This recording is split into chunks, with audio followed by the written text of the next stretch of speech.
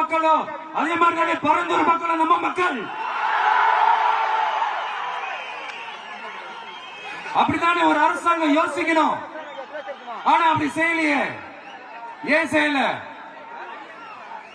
ஏன்னா இந்த விமான நிலையத்தையும் தாண்டி இந்த திட்டத்தில் அவங்களுக்கு ஏதோ ஒரு லாபம் இருக்குது.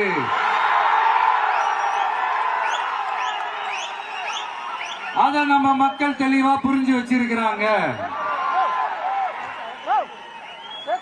நம்மளுடைய ஆட்சியாளர்களுக்கு ஒரு சில கேள்விகள். நீங்க எதிர்கட்சியா இருக்கும் போது 8 வழிச்சாலையை எதிர்த்தீங்க, அந்த காட்டுப்பள்ளி துறைமுகத்தை எடுத்தீங்க. அதே தானே இங்கேயும் அதே நிலைப்பாடு தானே இங்கேயும் எடுக்கணும்.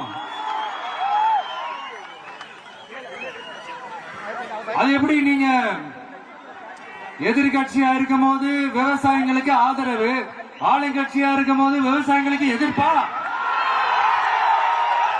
எனக்கு புரியலையே.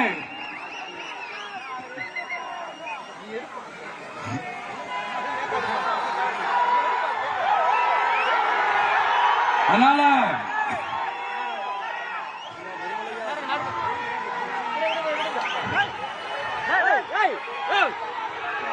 இனிமேலும் சொல்றேன்,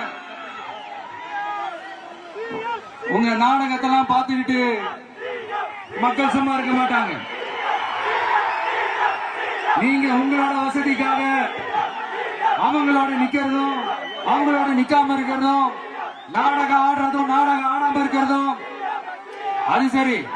நம்புற மாதிரியே நாடகம் ஆடுறதுலதான் நீங்க கில்லாடிங்களாச்சு.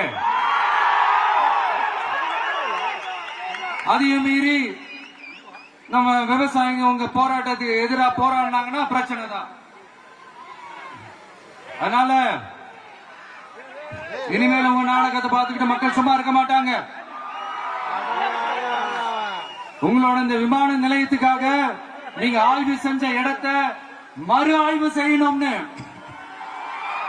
ஒன்றிய அரசுக்கும் மாநில அரசுக்கும் நான் கேட்டுக்கிறேன். விவசாய நிலங்கள் இல்லாத இந்த பாதிப்புகள் குறைவா இருக்கிற இடங்களா பார்த்து உங்களுடைய விமான நிலையத்தை கொண்டு வாங்க.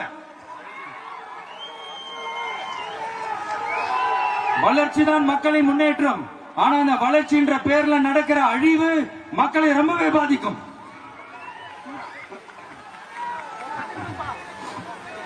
நீங்க எல்லாரும் உங்களுடைய ஊர் கிராம தேவதைகளான கொல்லமெட்டால் அம்மன் மேலையும்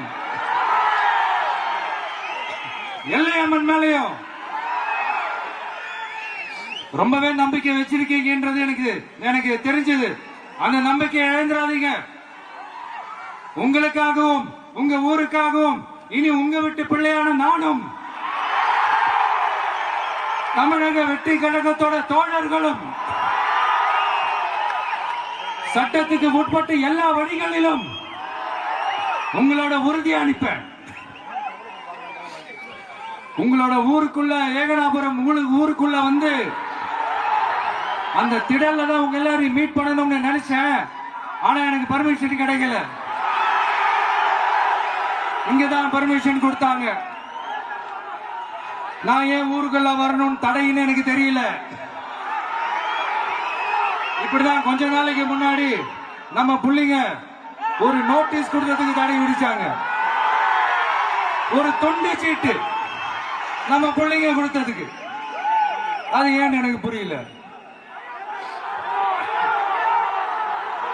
அதனால கான்பிடண்டா இருங்க, நல்லதே நடக்கும், வெற்றி நிச்சயம்.